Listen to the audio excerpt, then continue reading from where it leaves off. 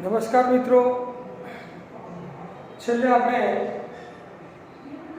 4.2 ની અંદર 13મા દાખલા સુધી જોઈ ગયા હતા.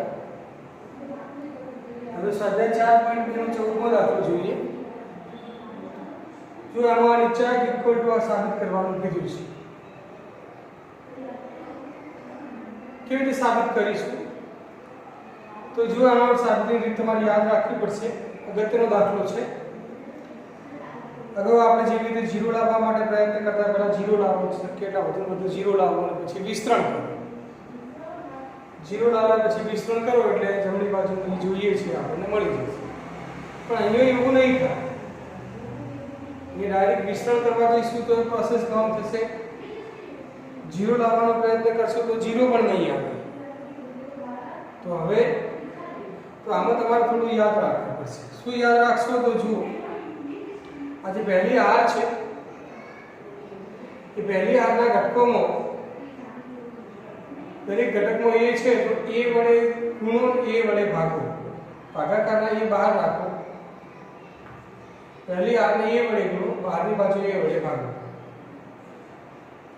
બીજી હારને b વડે ગુણો અને બહારની બાજુ b વડે ભાગો. ત્રીજી હારને c વડે ગુણો, બહારની બાજુ c વડે ભાગો. a વડે ભાગી નાખ્યા, હવે a વડે ગુણી નાખો પહેલી હાર. તો a કાઉન્સમાં a સ્ક્વેર પ્લસ 1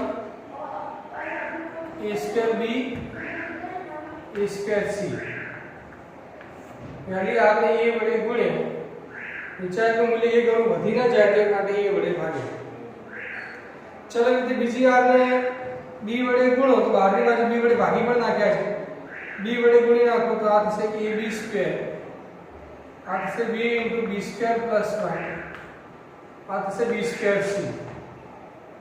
ત્રીજી હારને c વડે ગુણો, c વડે ભાગો, બહારની બાજુ c વડે ભાગી નાખ્યા એટલે c વડે ગુણી નાખો.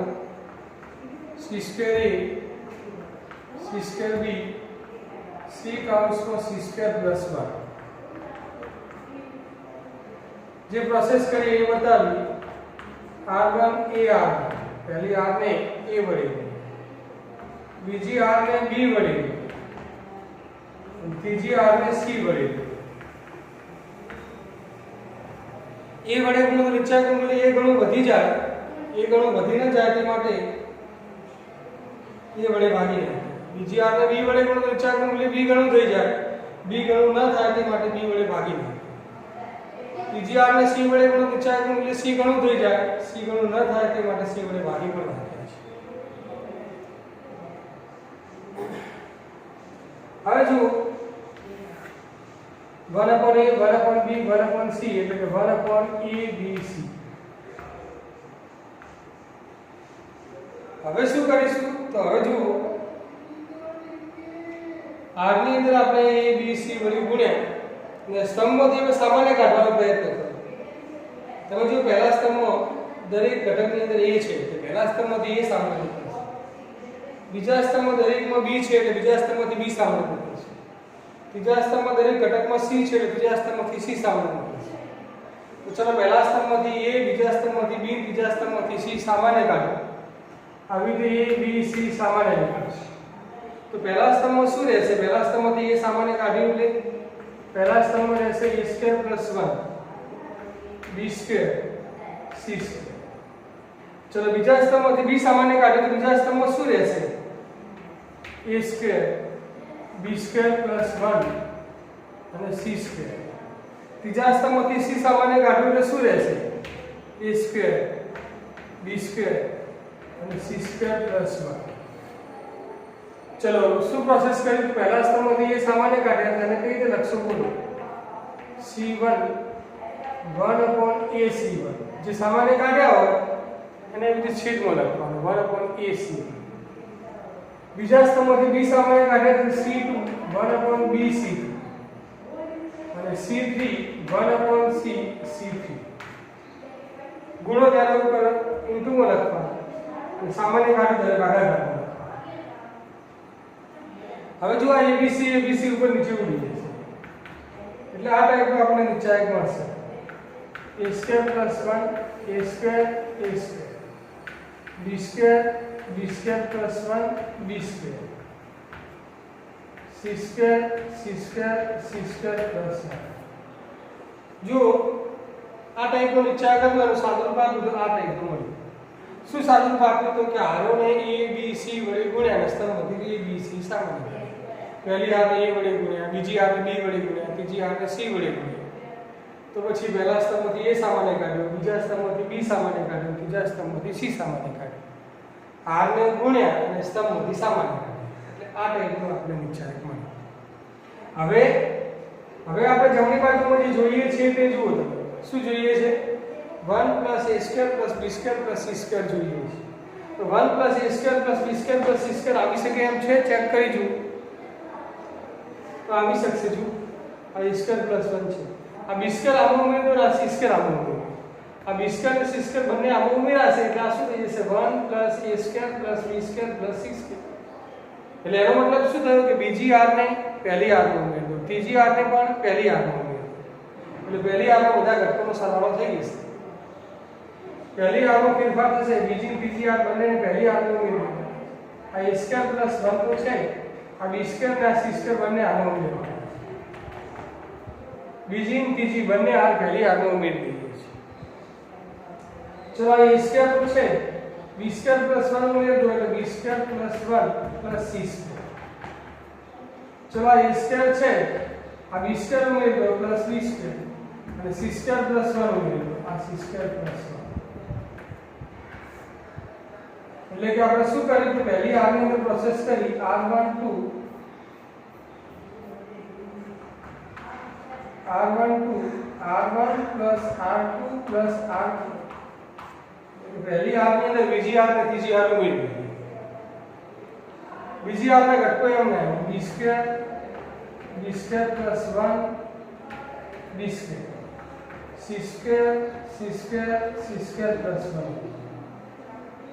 હવે જો પહેલી આર ના ઘટકો જુઓ તમે ગોઠવીએ તો 1 + a² + b² + c², 1 + a² + b² + c², 1 + a² + b² + c².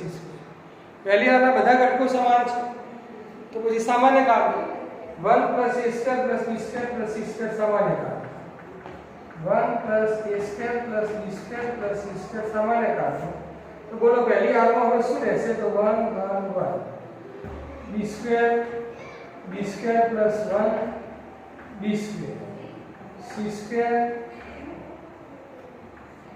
c² + 1.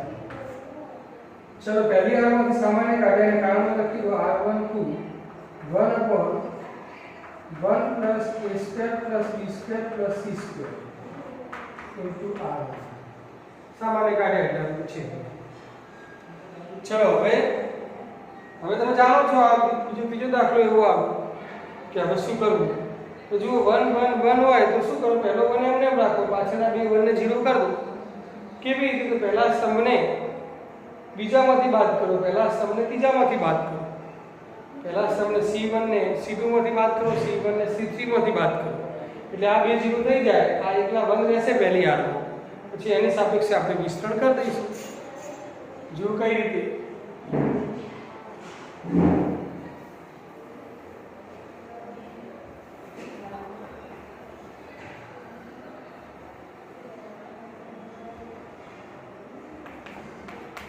+a² + b² + c².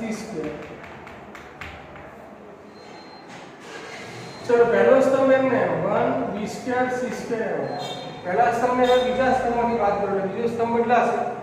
ચલો -1 આમ કરો એટલે આ 0. ચલો -b² કરશો એટલે અહીંયા 1. ચલો -c² કરશો એટલે અહીંયા 0. ચલો પહેલા સ્તંભને ત્રીજા સ્તંભમાંથી બાદ કરો. -1 અહીંયા કરીશું એટલે 0. चलो b² માંથી બાદ કરીશું એટલે 0.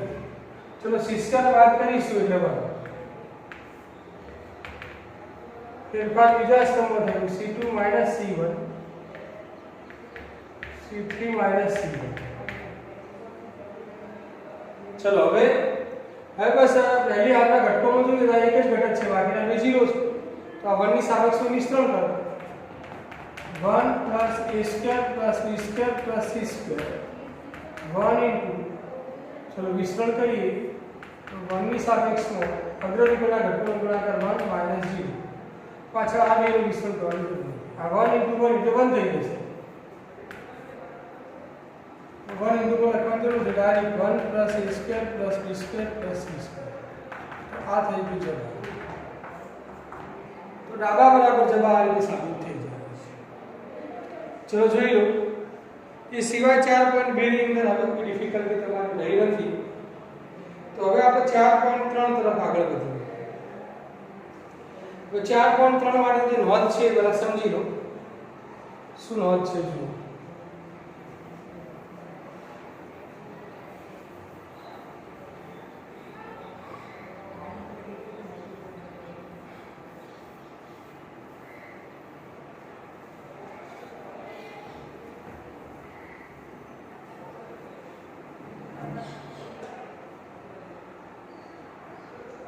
ચાર પોઈન્ટ 3 માટેની નોંધ સમજો.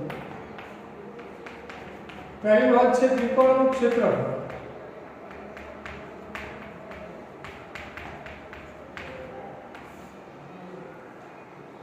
ત્રણ શિરોબિંદુઓ વાળું આ ત્રિકોણ આવી રીતનું આપેલું હોય. ધારો કે આ ત્રિકોણ ABC છે. એમાં પહેલા બિંદુનો યામ B ના યામ એ x1 y1, B ના યામ B x2 y2, C ના યામ C x3 y3. એ x1 y1 b x2 y2 અને c x3 y3 શિરોબિંદુઓ વાળા ત્રિકોણનું ક્ષેત્રફળ શોધવાનું સૂત્ર છે ડેલ્ટા = 1/2 d. એમ તો ડેલ્ટા એટલે આપણે નિશ્ચાયકનું મૂલ્ય લઈએ છીએ, પણ અહીંયા ડેલ્ટા એટલે નિશ્ચાયકનું મૂલ્ય નહીં પણ ત્રિકોણનું ક્ષેત્રફળ. d એટલે નિશ્ચાયકનું મૂલ્ય. અને માનાંક એટલા માટે કર્યું છે કે નિશ્ચાયક d નું મૂલ્ય ધારો કે ઋણ આવે તો એને માનાંક કરીએ તો ધન રૂપાંતરિત થઈ જાય. કારણ કે ક્ષેત્રફળ હંમેશા ધન જ હોય, ક્ષેત્રફળ ઋણ હોઈ શકે નહીં. Delta = 1/2 d. ડેલ્ટા એટલે ત્રિકોણનું ક્ષેત્રફળ, d એટલે નિશ્ચાયકનું મૂલ્ય. તો d એટલે કયો નિશ્ચાયક? તો ત્રિકોણના શિરોબિંદુઓથી બનતો નિશ્ચાયક.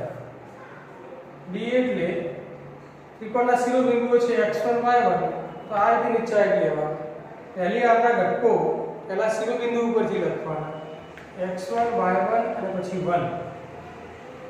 કારણ કે અહીંયા ત્રણ શિરોબિંદુઓ છે.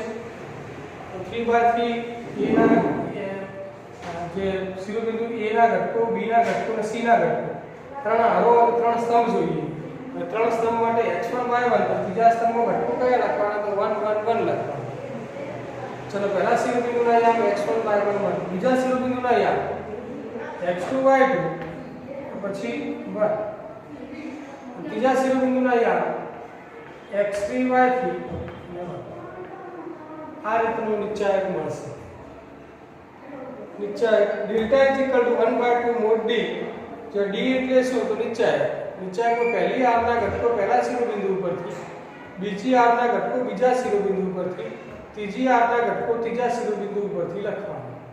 એટલે કે પહેલી આરના ઘટકો થશે x1 y1 1, બીજી આરના ઘટકો x2 y2 1, ત્રીજી આરના ઘટકો x3 y3 1. તો આ રીતે ત્રિકોણનું ક્ષેત્રફળ મળશે. આ નિશ્ચાયકનું મૂલ્ય ઋણ પણ આવી શકે છે, પણ અહીંયા માનાંક કરેલું છે એટલે ધનમાં રૂપાંતરિત થઈ જશે. એટલે ક્ષેત્રફળ હંમેશા ધન જ આવશે. તો ત્રિકોણનું ક્ષેત્રફળ શોધવાનું એક સૂત્ર છે. બીજી નોંધ છે સમરેખ બિંદુઓ માટેની વાત છે. સમરેખ બિંદુઓ એટલે એક જ લાઈનમાં આવેલા બિંદુ, એક જ રેખામાં આવેલા બિંદુ. ધારો કે આ બિંદુ છે a x1 y1, આ બિંદુ છે b x2 y2 અને આ બિંદુ છે c x3 y3. આ ત્રણેય બિંદુઓ એક જ રેખામાં આવેલા હોય તેને સમરેખ બિંદુઓ કહેવાય. હવે આ બિંદુ a b c સમરેખ હોય તો એ માટેની નિશ્ચાયકની અંદર એક શરત આપેલી છે કે બિંદુ a x1 y1, b x2 y2 અને c x3 y3 સમરેખ હોય તે માટેની શરત શું? તો તે માટેની શરત છે આ નિશ્ચાયક જે લખ્યું છે આપણે a0. a ના યામ x1 y1 1, b ના યામ x2 y2 1, c ના યામ x3 y3 1 = 0. આ ત્રણ બિંદુઓ a x1 y1, b x2 y2 અને c x3 y3 સમરેખ હોય તે માટેની આ એક શરત.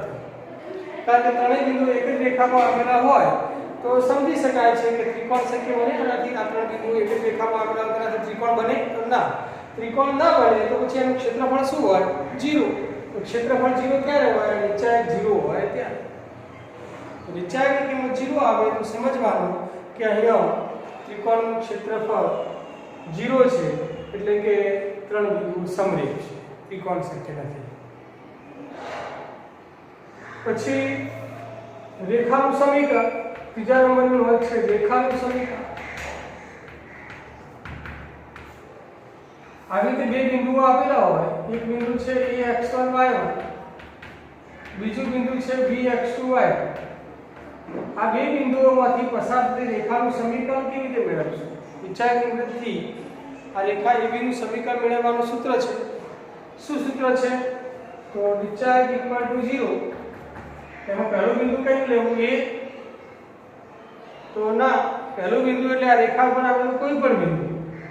ધારો કે P બિંદુ લઈએ. P બિંદુ એટલે રેખા પરનું કોઈ નિશ્ચિત બિંદુ નથી. આ P x y. આ P બિંદુ અહીંયા પણ હોઈ શકે, અહીંયા હોઈ શકે, અહીંયા ગમે ત્યાં P બિંદુ હોઈ શકે છે. રેખા પર અસંખ્ય બિંદુઓ છે. અસંખ્ય બિંદુઓ પૈકીનું કોઈ એક બિંદુ છે P. P ના યામ છે x y. તો પહેલા બિંદુ પહેલા જે આ લખવાની છે, હું પહેલા બિંદુના યામ તરીકે x y 1 લખું. પછી બીજા બિંદુ તરીકે A ના યામ x1 y1 અને ત્રીજી આ તરીકે બીજા બિંદુ B ના યામ x2 y2. તો આ રેખાનું સમીકરણ છે. આનું વિસ્તરણ કરશો એટલે તમને x અને y ના સ્વરૂપમાં રેખાનું સમીકરણ મળી જશે. એમાં x1 y1 તમારી પાસે કોઈ સંખ્યાના સ્વરૂપમાં હશે, x2 y2 કોઈ સંખ્યાના સ્વરૂપમાં હશે, મૂકી દેવાનું. x અને y એમને એમ જ રાખવાના. અને પછી વિસ્તરણ કરશો એટલે રેખાનું સમીકરણ મળી જશે. તો યાદ રાખો આપણે 3.4.3 ની અંદર એનો ઉપયોગ થશે. પેલા ત્રિકોણના ક્ષેત્રફળનું સૂત્ર યાદ રાખો.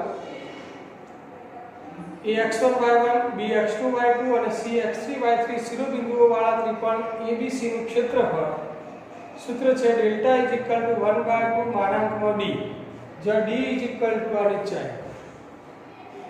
પછી સમરેખ બિંદુઓ ax1 y1 bx2 y2 અને cx3 y3 સમરેખ હોય તે માટેની શરત. શું શરત છે? તો આ નિચાયક = 0. અને રેખાનું સમીકરણ બે ભિન્ન બિંદુઓ ax1 y1 અને bx2 y2 માંથી પસાર થતી રેખાનું સમીકરણ નિચાયકના સ્વરૂપમાં છે 0. એમાં પહેલી આરના ઘટકો x1 y1 1 નથી, ધ્યાન રાખજો. પહેલી આરના ઘટકો તરીકે છે x y1, પછી બીજી આરના ઘટકો છે x1 y1 1 અને ત્રીજી આરના ઘટકો છે x2 y2 1 = 0.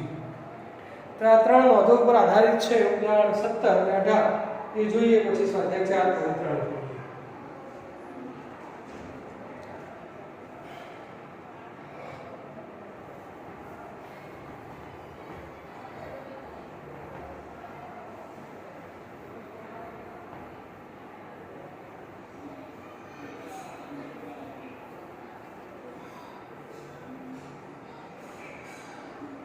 ઉદાહરણ 17. હવે બિંદુઓ આપેલા છે 3 8 -4 2 5 1. શિરોબિંદુ વાળા ત્રિકોણનું ક્ષેત્રફળ શું? શિરોબિંદુ વાળા ત્રિકોણનું ક્ષેત્રફળ શું? ત્રિકોણનું ક્ષેત્રફળ શોધવાનું સૂત્ર હમણાં લખાય તો ડેલ્ટા = 1/2 માનાંકમાં d. તો પહેલા આપણે d શોધી દો. d શોધી દો પહેલા. d એટલે નિચાયકનું મૂલ્ય કેવી રીતે મળશે? પહેલી આરના ઘટકો લખો. પહેલી આરના ઘટકો એટલે પહેલા શિરોબિંદુના યામ પરથી લખવાનું. x1 y1 1 એટલે x1 y1 તરીકે છે 3 8 1. ચલો બીજી આરના ઘટકો બીજા શિરોબિંદુ ઉપરથી -4 2 1. ત્રીજી આના ઘટકો ત્રીજા શિરોબિંદુ ઉપરથી 5 1 1. ચલો વિસ્તરણ કરો. 3. ચલો એની સાથે દ્વિઘાત નિચાયક લખો અથવા ડાયરેક્ટ વિસ્તરણ કરો તો ચાલે. દ્વિઘાત નિચાયક લખવું હોય તો 2 1. બે કક્ષાવાળો નિચાયક 1 1. ચલો બીજા નંબરના ઘટકની નિશાની મતલબ -8. ચલો એની સાથેનો બે કક્ષાવાળો નિચાયક કયો તો -4 1 5 1. प्लस 1 इंटू चलो एनी साथ में एक कक्षाओं में चाहे -4 टू 5 चलो 3 इंटू विस्तरण करो 2 -1 -8 इंटू -4 -5 प्लस 1 इंटू -4 -10 चलो आप इसे 3 into 1 -8 into -9 1 into -14 3 minus minus plus 9 -14 -14 માંથી 14 બાદ કરો તો 61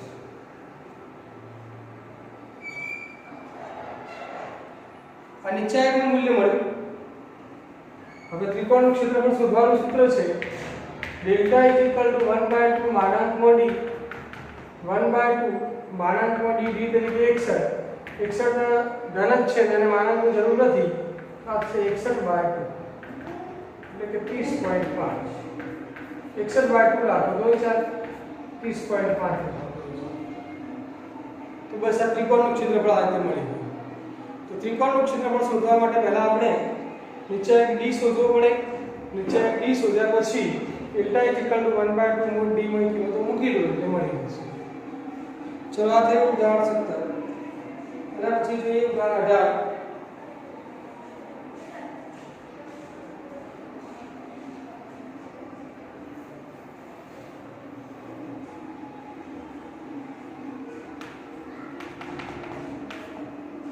ઉદાહરણ 18 માં કીધું છે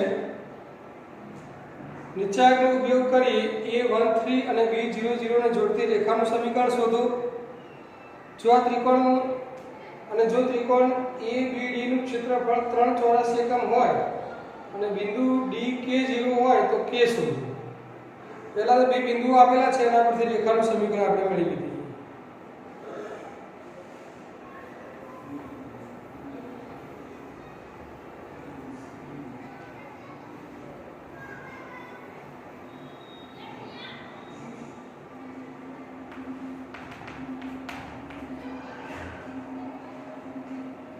जो बिंदु आवेला છે A13 અને B00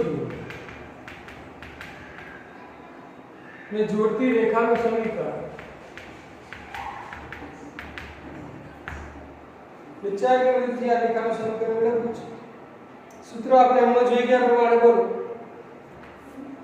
વિચાર = 0 એમ વિચાર પહેલી આના ઘટકો બોલો પહેલી આના ઘટકો તમને આ રીતે લખાયા છે x y 1 આ રીતે લખાય છે જુઓ બીજી આપણા ઘટકો એટલે પહેલા બિંદુના યામ x1 y1 તરીકે 1 3 છે તો 1 3 1 ત્રીજી આપણા બીજા બિંદુના યામ લખાયેલા છે x2 y2 1 x2 y2 તરીકે 0 0 છે તો 0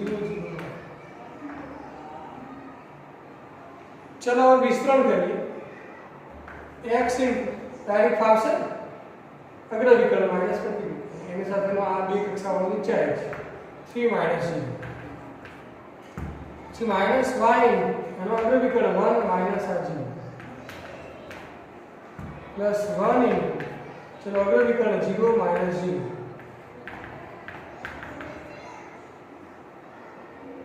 ચલો આ થશે x into 3 એટલે 3x y into 1 એટલે y minus minus 1 plus r 0 is equal to 0 એટલે કે 3x minus y is equal to 0 આ બે બિંદુઓ આપેલા છે બિંદુઓમાંથી પસાર થતા રેખાનું સમીકરણ 3x minus y is equal to 0 પછી આગળ શું કીધું છે ABD ત્રિકોણ ABD નું ક્ષેત્રફળ 3 એકમ ત્રિકોણ ABD માટે a ના યામ છે 1 3 b ના યામ છે 0 0 અને d ના યામ છે k0 ચલો આ ત્રિકોણ ABD ના શિરોબિંદુ આપેલા છે ત્રિકોણનું ક્ષેત્રફળ આપેલું છે k શોધવાનું છે ક્ષેત્રફળનો દાખલો હોય એટલે નીચે d શોધવો જ પડે કારણ કે ત્રિકોણના ક્ષેત્રફળનું સૂત્ર છે ડેલ્ટા = 1/2 mod d બરાબર d શોધીએ d એટલે કે નીચે ચલો પહેલા બિંદુના યામ 1 3 1 3 1 બીજા બિંદુના યામ 0 0 1 ત્રીજા બિંદુને અહીંયા તો k0y. ચલો વિસ્તરણ કરો 1 ઇન્ટુ અગ્ર વિકર્ણ માઈનસ પ્રતિ વિકર્ણ એટલે કે 0 માઈનસ 0 માઈનસ 3 અગ્ર વિકર્ણ 0 માઈનસ k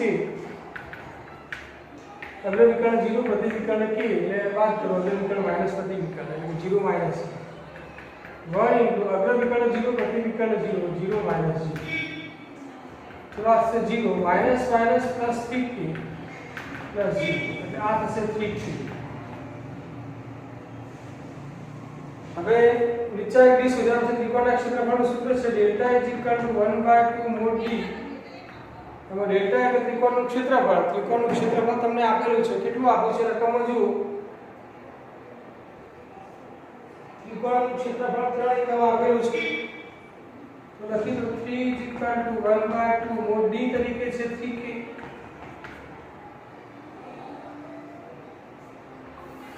चलो बे भागाकार માંથી આપણે ગુણાકારમાં લઈ જાઓ 3 * 6 ઇઝ ઇક્વલ ટુ માનક 3k. હવે માનક કાઢી નાખી તો બે શક્યતા હોવા પ્લસ અને માઈનસ પ્લસ 6 અથવા minus 6 plus minus 6 is equal to 3k. 3 ભાગાકારમાં લઈ જાઓ 6 ભાગ્યા 3 એટલે 2 થશે k is equal to plus minus 2. તો k ની કિંમત આપણે શોધવાની હતી તો k ની બે કિંમતો આવશે પ્લસ 2 અથવા માઈનસ 2.